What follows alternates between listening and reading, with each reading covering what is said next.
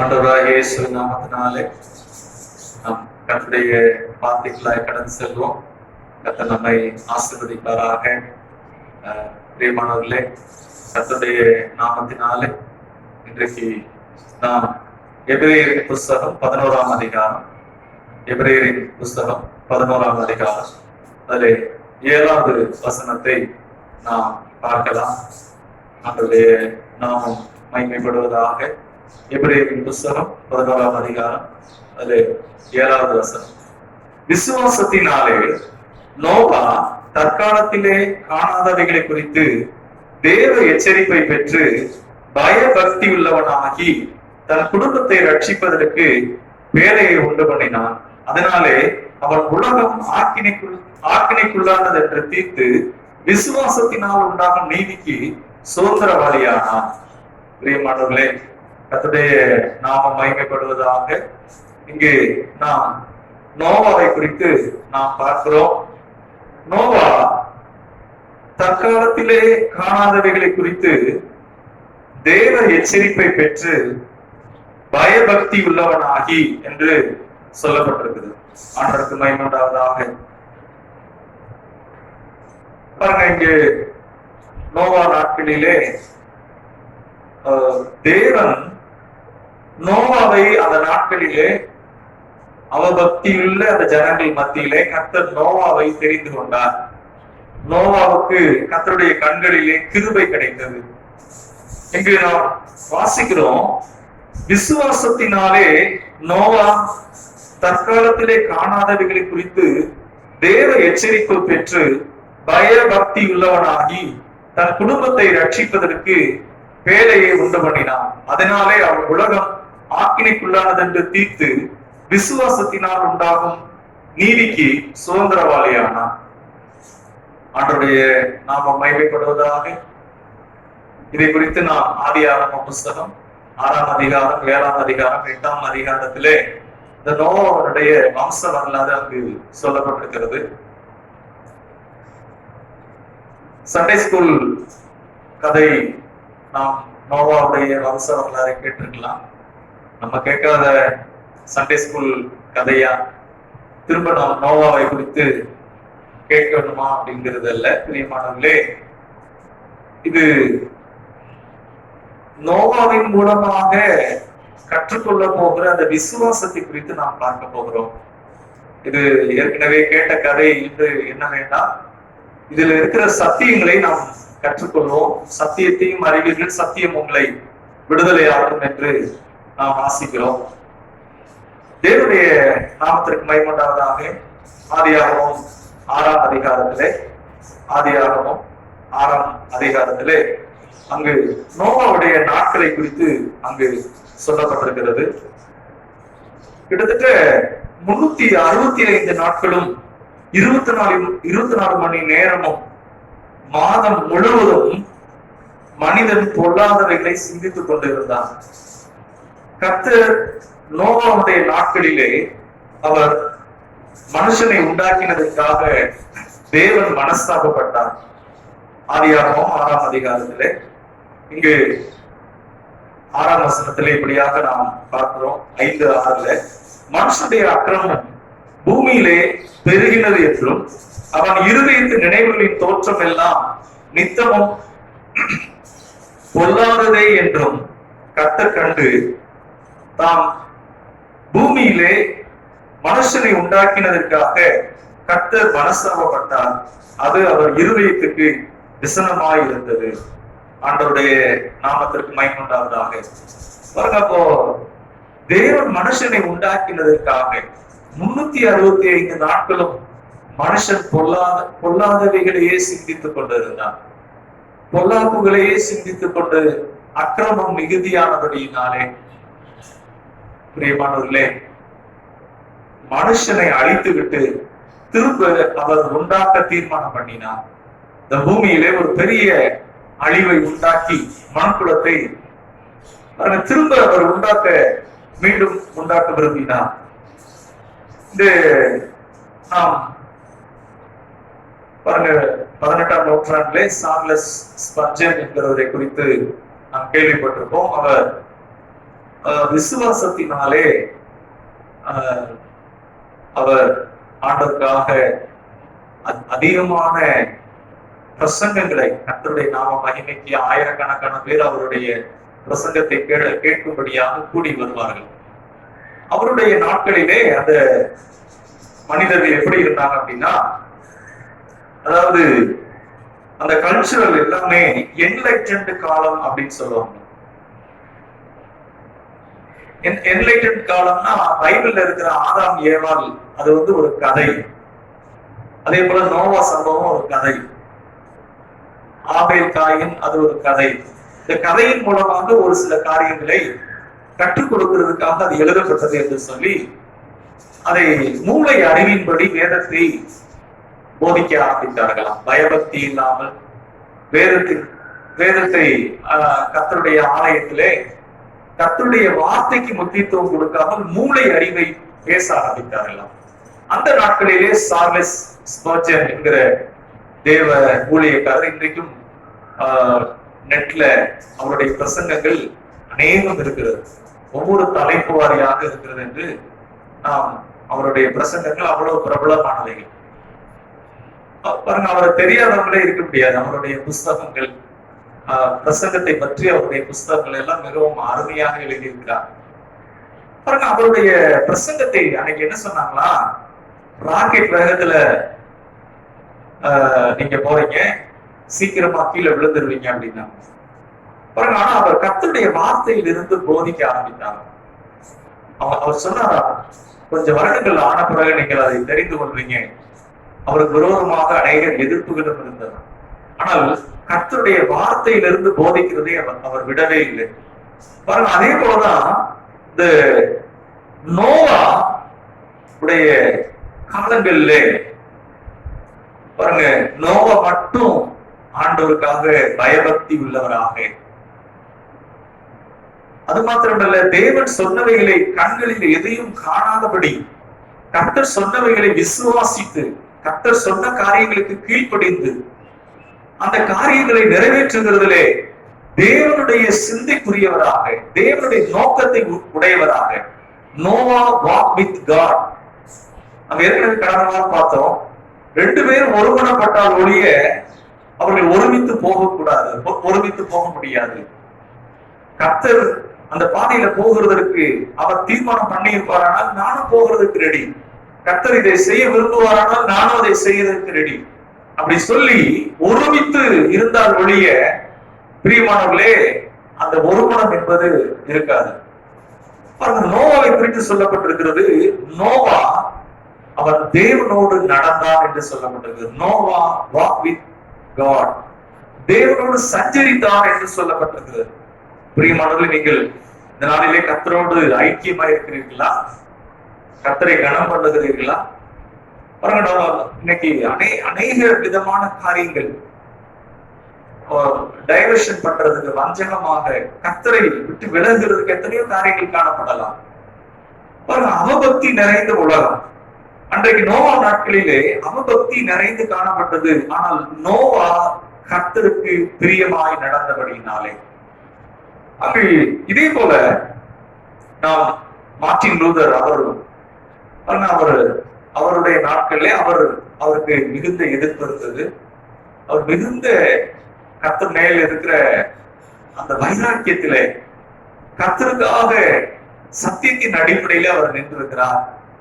பாருங்க, ஜெர்மன் தேசத்தினுடைய அதிபர் கூட அந்த நாட்களில் இருக்கும்போது இவர் கர்த்தருடைய ஆலயத்திலே அந்த புராட்டஸ்டன்ட் மார்க்கத்தை உருவாக்கின அந்த நாட்களிலே அவர் 6 மாசம் ஒழித்து வைத்திருந்தாங்க, கேசல் அப்படிங்கிற இடத்துல மறைவாங்க. அப்பதான் அந்த ஜெர்மன் லாங்குவேஜ்ல புதிய ஏற்பாட்டை முதல்ல டிரான்ஸ்லேட் பண்ணியிருக்கிறார். அது வரைக்கும் அதை டிரான்ஸ்லேட் பண்ணப்படல. இந்த மார்ட்டின் லூதர் அவர் வந்து ஃபாதருக்காக படிக்கிறதுக்காக அவர் அந்த இதுல ரொம்ப ஆர்வமாக இருந்திருக்கிறார்.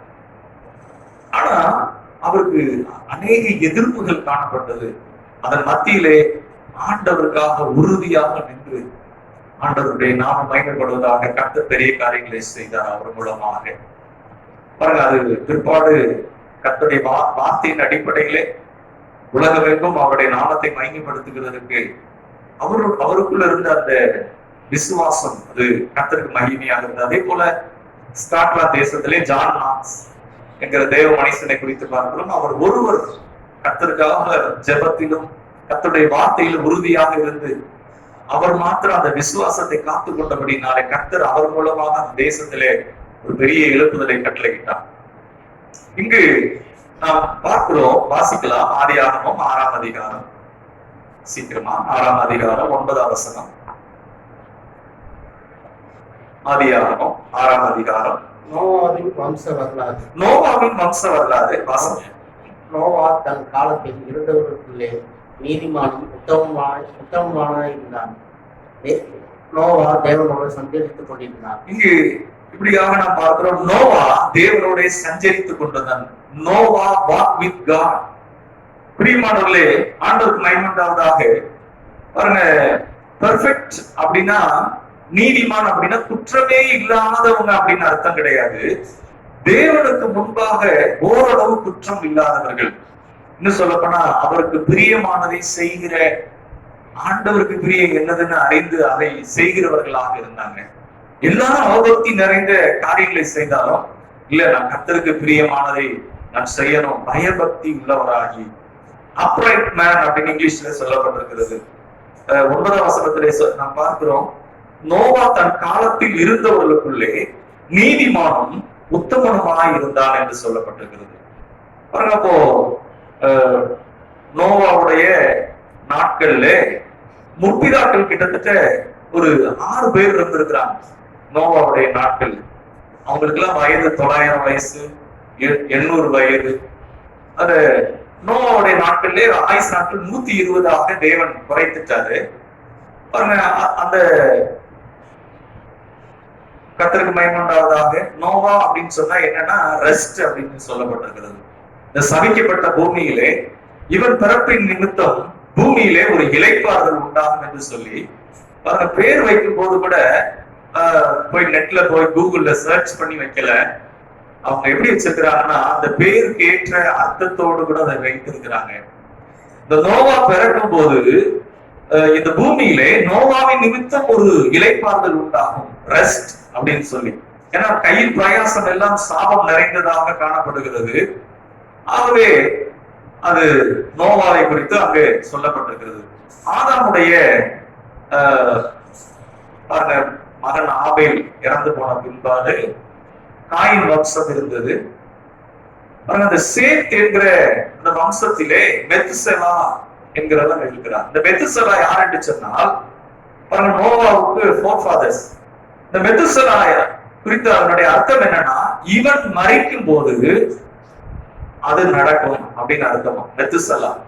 அப்ப இவன் மறிக்கும் போது என்னன்னா, மெத்துசெலா மறித்த பிற்பாடு ஆண்டவருக்கு மகிமையுண்டாவதாக நோவாவுடைய வம்ச வரலாறு, நோவாவின் நாட்களிலே அது நடக்கும்.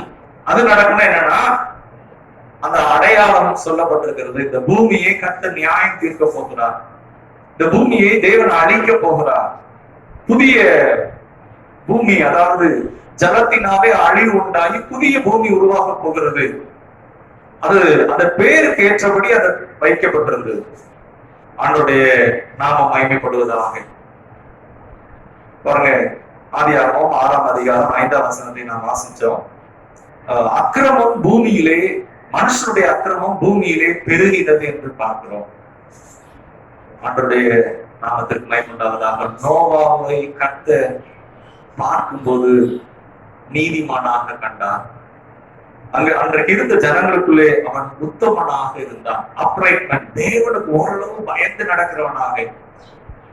அக்கிரமம் நிறைந்திருக்கிற மனுஷர்கள் மத்தியில் அவங்க அக்கிரமம் நடக்கிறது மாதிரி நடக்க மாட்டேன், ஆண்டவருக்கு பிரியமா நடப்பேன், அப்படி ஒரு தீர்மானத்தோடு கூட நோவா வாழ்ந்து வந்தாப்ல. பிரியமானவர்களே, ஆண்டவருக்கு மகிமையுண்டாவதாக. இந்த நோவாவை குறித்து சொல்லப்பட்டிருக்கிறது, அவன் விசுவாசித்தான். தேவனுடைய வார்த்தைகளை விசுவாசித்து அவன் பேழையை ஆயத்தப்படுத்தினான். தன் குடும்பத்தை ரட்சிப்பதற்காக கிட்டத்தட்ட 120 வருஷம் பிரசங்கம் பண்ணி பாருங்க, தேவன் சொன்னபடி கீழ்ப்படிந்து அந்த பேழையை ஏற்படுத்தினான். அதற்கு எவ்வளவு பாருங்க, விசுவாசங்கிறது நம்மளா உண்டாக்குற ஒன்று அல்ல. நம்ம ஏதோ ஒண்ணு நினைத்து ஆண்டவற்றை நம்ம போய் சொல்றது இல்லை. விசுவாசம் என்பது தேவன் கொடுக்கிற காரியங்களிலே விசுவாசம் வைப்பது. நோவாவுக்கு தேவன் கொடுத்த அந்த காரியங்களிலே நோவா விசுவாசித்தான். அதுதான் நோவாவை கர்த்தர் அதை கனம் பண்ணினார். நோவாவை குறித்து கர்த்தர் சொன்னார், அவன் நீதிமான். ஆண்டவருக்கு மகிமை உண்டாவதாக. இன்னும் இதை குறித்து நாம் பார்க்கும் முன்பாக கென்னத் என்கிற தேவ ஊழியக்காரர் 16 அந்த வயதுல பலவித வியாதியினாலே படுத்த படுக்கையாக இருந்திருக்கிறார். அவருடைய சரீரத்தில் இருக்கிற வியாதியை வைத்து டாக்டர்ஸ் எல்லாம் சொல்லிட்டாங்க, சீக்கிரம் மறித்து போய் விடுவார் என்று சொல்லி. ஆனால் கர்த்தருடைய வார்த்தையை வாசிக்கும் போது தேவன் அவரோடு பேச ஆரம்பித்தார். நானே உன் பரிகாரி ஆகிய கர்த்தர், உன் அப்பத்தையும் தண்ணீரையும் ஆசீர்வதிப்பேன், வியாதியை உன்னிலிருந்து விலக்குவேன் என்று சொல்லி அந்த வார்த்தை அவரோடு இடைபட ஆரம்பித்தது. அத திரும்ப திரும்ப அதையே சொல்லிக் கொண்டிருந்தார், விசுவாசித்துக் கொண்டே இருந்தார். கர்த்தர் அவரை எழுப்பினார். எல்லா வியாதியிலிருந்தும் கர்த்தர் அற்புதமாய் சுகமாக்கினார். அதற்கு பிற்பாடு 70 வருடங்கள் ஊழியம் செய்து 86வது வயதுலதான் கர்த்தருக்குள் மறைத்தார். தேவன் அவரை கொண்டு பெரிய காரியங்களை செய்தார். சூழ்நிலைகளை பாராதபடி கர்த்தர் பேரிலே விசுவாசம், கர்த்தருடைய வார்த்தையின் பேரிலே விசுவாசம் வைத்து பாருங்க. நோவாவுக்கு ஆண்டவர் சொன்ன காரியம் என்னவென்று சொன்னால், கிட்டத்தட்ட 450 அடி நீளமும் அகலம் 75 அடி. அப்போ யோசித்து பாருங்க, அவ்வளவு பெரிய பேழை அப்படின்னு சொன்னா அதை நடக்கிறதுக்கு ரொம்ப நேரம் ஆகும். அது மாத்திரமல்ல, அந்த பேழையை செய்வதற்கு தேவன் சொன்ன அளவின்படியே அப்படியே செய்கிறார். கொப்பேர் மரத்துல செய்ய சொல்றாரு, அந்த மரத்துல தான் அவர் செய்யறார். அதான் கீழ்ப்படிதல். நீளம் எவ்வளவு இல்ல, கொப்பேர் மரம் இல்லாதவரை நான் வேற மரத்துல செய்யறேன்னு சொல்லல. கர்த்தர் சொன்னதை அப்படியே அதை கீழ்ப்படிந்து செய்கிறார். ஆண்டவர் சொன்ன காரியங்களை விசுவாசித்து அப்படியே அதை நிறைவேற்றுகிறார். இன்றைக்கும் கெண்டகி அப்படிங்கிற அந்த ஸ்டேட் பார்டர்ல, அமெரிக்கா தேசத்துல நோவாவுடைய அந்த பேழையினுடைய அதே மாதிரில நீளம் அகலத்துல அதற்குள்ள நிறைய மிருகங்களுடைய காரியங்களும் பூச்சி அதனுடைய வகைகள் அதையெல்லாம் ஒரு சிலது அவங்க அதையெல்லாம் பத்திரப்படுத்தி வைத்து ஒரு பெரிய சுற்றுலா தலமாக இருக்கிறது. அது பார்க்கறதுக்கே அவ்வளவு பிரம்மாண்டமாக இருக்கிறது. பாருங்க, அப்போ இன்றைக்கு நம்மள யாராவது இன்றைக்கு கர்த்தர் நம்மை அப்படி சொல்லி இருப்பாருன்னா நம்ம சொல்லுவோம், ஆண்டவரே இந்த வேலையை என்கிட்ட சொல்லாதுங்கன்னு சொல்லியிருப்போம். ஏன்னா அவ்வளவு பெரிய ஒரு வேலை அது. அது மாத்திரமல்ல, அந்த நாளிலே நோவா 120 வருடம் பிரசங்கம் பண்ணி இருக்கிறார். ஆண்டவருக்கு மகிமை உண்டாவதாக. 120 வருடம் பிரசங்கம் பண்ணி இருக்கிறார். தேவன் சொன்னதை பாருங்க அப்படியே விசுவாசித்தார் நோவா. தேவன் என்ன சொன்னாரோ அதை அப்படியே அதை விசுவாசித்து அதன் மேல நிச்சயமாக இருந்தார். நாம் இதை குறித்து நாம் பார்க்கலாம். எபிரேயரின் புஸ்தகம் 11ஆம் அதிகாரம், அதை வாசிக்கலாம். 7ஆம் வசனம். எபிரேயரின் புஸ்தகம்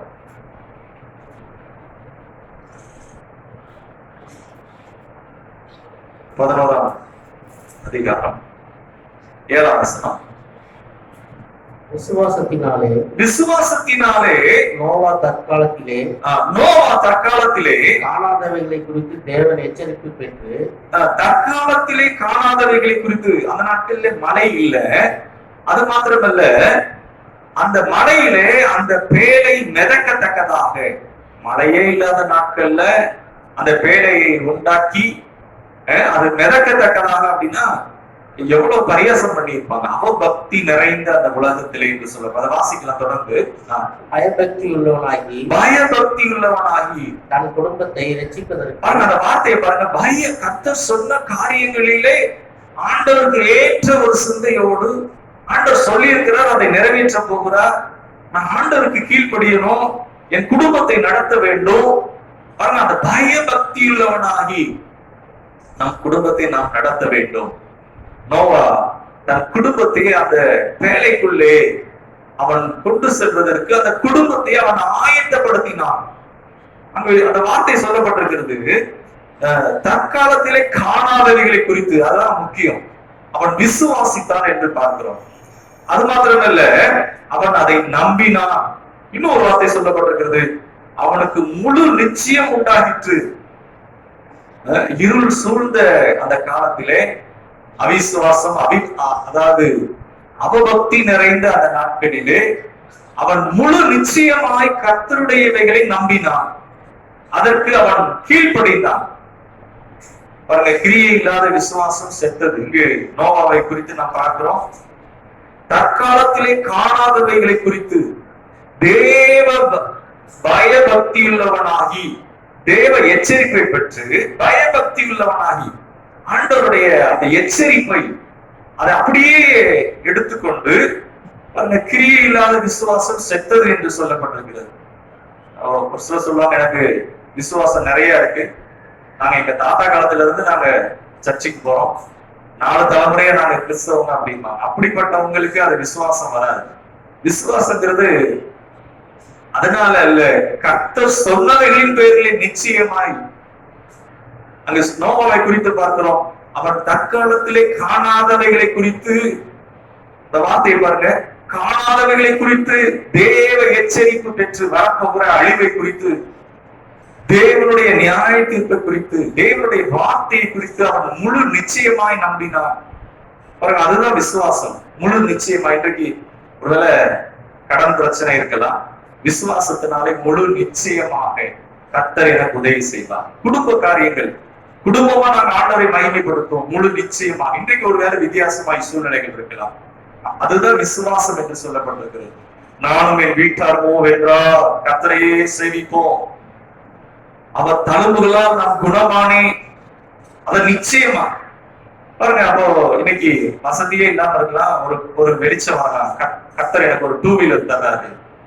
இன்னும் கொஞ்ச நாள் கழிச்சு மனதுல நிச்சயம் வரும், கர்த்தர் ஒரு கார் தர்றாரு, கார்ல ஆண்டவர் மகிமையா கார்ல பிரயாணம் பண்ணபடியான ஒரு வெளிச்சத்தை கொடுப்பாரு, கர்த்தர் கார் கொடுப்பாருங்கிற நிச்சயம். பாருங்க, அப்போ அத நிச்சயம்னா என்னன்னா, இன்றைக்கு அது இல்ல, ஆனா கர்த்தர் அதை நிறைவேற்றுவார். நம் மூலமாக ஆண்டவருடைய ரட்சிப்பு உங்கள் மூலமாக உங்க குடும்பம் முழுவதும் அது உண்டாகத்தக்கதாக, அந்த ஆசீர்வாதத்துக்குள்ளே குடும்பத்தில் இருக்க எல்லாரும் கடந்து வரத்தக்கதா நிச்சயத்தை கர்த்தர் உண்டாக்குகிறார். அதுதான் அங்கு சொல்லப்பட்டிருக்கிறது. அப்போது விசுவாசங்கிறது நம்ம மனதுக்குள்ளே அல்ல, அது கிரியிலே வெளிப்படுகிறது. நோவா அதைத்தான் செய்தாப்புல, காணாதவைகளை குறித்து தேவ எச்சரிப்பை பெற்று. அது ரொம்ப முக்கியம். தேவன் சொன்ன காரியங்களிலே நோவாவை குறித்து என்ன சாட்சி அப்படின்னா, நோவா பேரெல்லாம் கெட்டாருங்க, ஆனா நோவா ஒரு உத்தமன். அவனுடைய வாழ்க்கை குறித்து ஒரு சாட்சி காணப்பட்டது. பிரியமானவர்களே, பிரசங்கம் மாத்திரமல்ல, நோவா 120 வருடம் பிரசங்கம் பண்ணி இருக்கிறார். நோவா பார்த்து நோவா ஜோக்ஸ் கூட யாரும் கிண்டல் பண்ணிருப்பான், இன்னைக்கு அநேக ஜோக்ஸ் கூட சொல்றாங்க. ஆனா நோவா ஜோக்ஸ்னா என்னன்னா, அவர் பேழையை கெட்டதும் அதனுடைய பெரிய பிரம்மாண்டமான அந்த கட்டமைப்பையும் வைத்து அநேக பரியாசம் பண்ணியிருக்கலாம். ஆனால் நோவாவுடைய வாழ்க்கை அவர்கள் மத்தியிலே சாட்சியாக இருந்தது. அவன் உத்தமன், பாருங்க, நீதிமானாக இருந்தான். இயேசு கிறிஸ்து பிரசங்கம் பண்ணினார். இயேசு கிறிஸ்து பிரசங்கம் பண்ணினதை காட்டிலும் அவர் வாழ்க்கை அதிகமாக பேசினது. அவர் குற்றமற்றவராக இருந்தார், அவர் பரிசுத்தராக இருந்தார், அவர் வாக்கில் வல்லமை உள்ளவராய் இருந்தார், அவர் நன்மை செய்கிறவராய் சுற்றி தெரிந்தார். ஆண்டவருடைய நாமம் மகிமைப்படுவதாக. பாருங்க, அப்போ இங்கு நான் பார்க்கிறோம், தேவ எச்சரிப்பை பெற்று. எல்லாருக்கும் கர்த்தருடைய சத்தம் வருதா? இன்னைக்கு ஆண்டவர் அவருடைய சத்தம் நமக்கு கேட்குதா? அதுக்கு நம்ம கீழ்ப்படிக்கணுமா? ஆனா நோவாவை குறித்து சொல்லப்பட்டிருக்கு, அவன் அதை பெற்று. அடுத்து ஒரு வார்த்தை சொல்லப்பட்டிருக்கிறது, பயபக்தி உள்ளவனாகி. ஆண்டவர் மகிமைப்படுவதாக. அதை வாசிக்கலாம். பயபக்தி உள்ளவனாகி, பயபக்தி உள்ளவனாகி, பயபக்தி உள்ளவனாகி. பயபக்தி உள்ளவனா, ஐயோ ஆண்டவர் அடிச்சிருவாரு. அதுதான் பாருங்க, ஒரு தகப்பனுக்கு பிள்ளை அப்பா சொல்றத செய்யலைன்னா அப்பா தலையவே வெட்டிடுவாரு, அதாவது கொலை பண்ணிடுவாரு அப்படின்னு பிள்ளை பயப்படுறது இல்லை. பாருங்க, பிள்ளைக்காக தகப்பன் அதிக பிரயாசப்பட்டு சம்பாதித்து பிள்ளைக்காக அதை கொடுக்கிறார். பள்ளிக்கூட காரியங்கள் எல்லாவற்றிலும் அந்த பிள்ளைக்காக தகப்பன் அதிக பிரயாசப்படுகிறார். இரவும் பகலும் நாள் கணக்கிலே சம்பாதித்து பிள்ளைக்காக அதை செலவு பண்ணுகிறார்.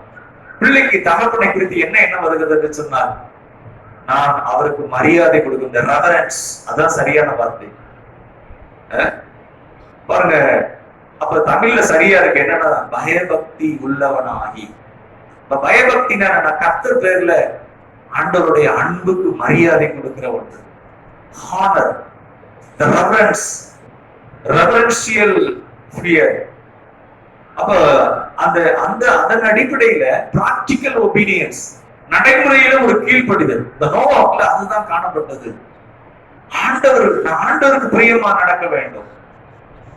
இன்றைக்கு நம் கையில் பிரயாசம் பண்ணாலும் சரி, குடும்ப ரட்சிப்பானாலும் சரி, அது மாத்திரமல்ல பிள்ளைகளை நடத்துகிற காரியமானாலும் சரி, நம்மை சுற்றி எல்லாம் வித்தியாசமாக இருக்கலாம். ஆனால் இங்கு ரெவரன்சியல் ஃபியர், கர்த்தருக்கு நாம் அந்த கணத்தை கொடுக்கத்தக்கதாக நான் அவருக்கு பிரியமாக நடக்க வேண்டும். அது மாத்திரமல்ல, நாம் என்னுடைய வாழ்க்கை அவருக்கு பிரியமாக இருக்கின்றது. பிராக்டிக்கல் ஒபீனியன்ஸ், யார் எப்படி இருந்தாலும் நான் அவருக்கு பிரியமாக வாழ்வேன், அவருக்கு பிரியமானதான் செய்வேன். the decision, the நோவாவுடைய வாழ்க்கையில அந்த தீர்மானம் பிரியமானவர்கள் ஆண்டவருக்கு மகிமை உண்டாவதாக. பாருங்க, எவரும் பின்பற்றாத காலத்திலே நோவா கர்த்தருக்கு கீழ்ப்படிந்தான். எவரும் பின்பற்றாத காலத்தில் ஆண்டவருடைய நாமம் மகிமைப்படுவதாக. எனக்கு நல்ல ஞாபகம் இருக்கு, கிட்டத்தட்ட இந்த வேதாகம கல்லூரி படிக்கிறது போகிறதுக்கு இந்த நாட்களிலே பணம்ங்கிறது ஒரு பெரிய சேலஞ்சா இருக்கும். கிட்டத்தட்ட ஒரு 25 நாள் ப்ரேயர் பண்ணி அந்த இடத்துல போகலாம்னு ஆயத்தம் ஆயிடுச்சு. ஆனா போகிறதுக்கு பணம் வேணும், 3000 ரூபாய் பணம் வேணும். நான் ஆண்டவர் சமூகத்துல 3 நாள் ஒரு நேரம் சாப்பிடாம இருந்து ஜெபம் பண்ணிட்டு இருக்கேன். ஆண்டவரே, எனக்கு இந்த 3000 ரூபாய் பணம் வேணும் ஆண்டவரே அப்படின்னு. நான் போகிற ஆலயத்துல நான் ஜெபம் தீர்மானம் பண்ணேன், ஆண்டவரே அது எனக்கு 3000 ரூபாய் கிடைச்சிச்சுன்னா நான் 300 ரூபாய் கர்த்தருக்குன்னு கொடுத்துடுறேன் தசமமா. எனக்கு அந்த 2700 ரூபாய் நான் சூக்கே, அதுக்கு வேண்டிய பெட்டி, திங்ஸ், பாருங்க அங்க போற இடத்துல நம்ம தான் எல்லாத்தையும் ஆயத்தப்படுத்திக் கொள்ளணும். கர்த்தர் சொல்லுகிறது தாமதப்படுத்தக்கூடாது. கர்த்தருடைய வார்த்தை வருகிறது, கர்த்தருடைய வார்த்தைக்கு தாமதமாக கீழ்ப்படிய கூடாது என்கிற வார்த்தை வருகிறது. தாமதமாய் கீழ்ப்படிவோமானால் அதுவும் கீழ்ப்படியாமை. கர்த்தர் சொன்ன நாட்களிலே நோவா அப்படியே அதை கீழ்ப்படிந்தார். பயபக்தி உள்ளவனாகி, ரெவரன்சியல் ஃபியர், ஆண்டவருக்கு நான் பிரியமா நடக்கணும். இன்றைக்கு நாம் ஆண்டவருக்கு கீழ்ப்படுகிறோமா? கர்த்தருடைய ஐக்கியத்தில் இருக்கிறோமா? பாருங்க, மற்ற எல்லா காரியங்களுக்கும் கடந்து போவாங்க, ஆனா கர்த்தருடைய காரியங்களிலே அசட்டை பண்ணுவாங்க. கர்த்தருடைய காரியம் என்று சொன்னால் அதை கனவீனம் பண்ணுவாங்க. அதுதானே அப்படின்னு சொல்லி, அது இல்ல பிரியமானவர்களே. இங்கு நோவாவை குறித்து சொல்லப்பட்டிருக்கிறது, பயபக்தி உள்ளவனாகி ஆண்டவருக்கு மகிமையுண்டாவதாக. அது மாத்திரமல்ல, இந்த நோவா 120 வருடம் பிரசங்கித்தார். பாருங்க, அது என்னன்னா நிச்சயத்தோடு, யாருமே நம்பாத நாட்களிலே நோவாவா எதையா உருவாக்கல, கர்த்தர் சொன்ன காரியங்களிலே விசுவாசித்து ஆண்டவர் என்ன சொன்னாரோ அதை அப்படியே கீழ்ப்படித்தார். அப்படிப்பட்டவங்களுக்கு தான் கர்த்தர் சொல்றாரு, நீ விசுவாசித்தால் தேவ மகிமையை காண்பான். கர்த்தருடைய நாமத்திற்கு மகிமை உண்டாவதாக. நீ விசுவாசித்தால் தேவ மகிமையை காண்பார். அது மாத்திரமல்ல, இங்கே நாம் வாசிக்கலாம் தொடர்ந்து. எபிரேயர் 11:7, தன் குடும்பத்தை ரட்சிப்பதற்கு பேடையை உண்டு பண்ணினான். தன் குடும்பத்தை ரட்சிப்பதற்கு பேடையை உண்டு பண்ணினான்.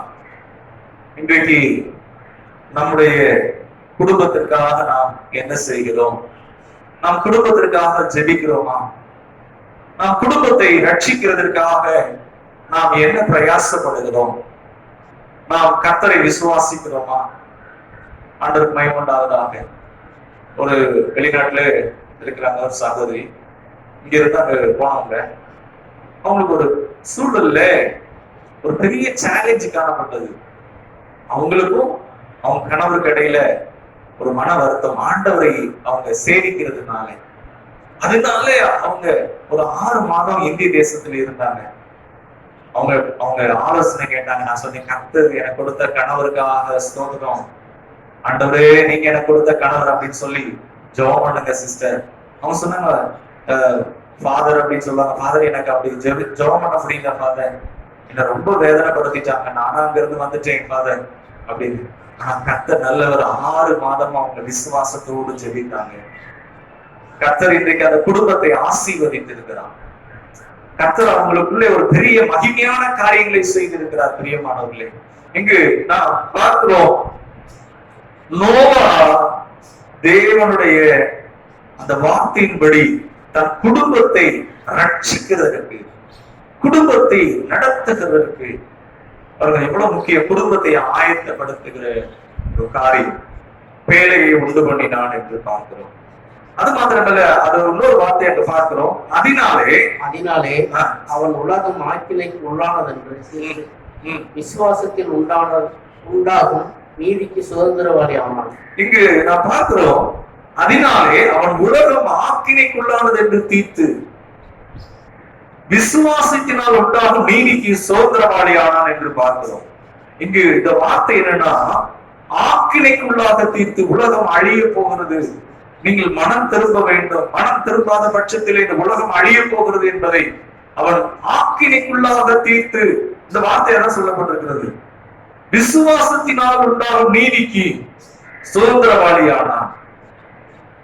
பிரியமானவர்களே, அந்த விசுவாசத்தினாலே வருகிற ஒன்று, இந்த உலகம் ஆக்கினைக்குள்ளாக தீர்க்கப்பட போகிறது. நோவா அந்த பேழையை கட்டும் போது அது என்ன சொல்லுகிறது என்று சொன்னால், இந்த உலகம் அழிய போகிறது, இந்த உலகத்திற்கு ஒரு நியாய தீர்ப்பு வரப்போகிறது, அதை செய்யும் போது இதோ அது சீக்கிரமாய் நிறைவேற போகிறது.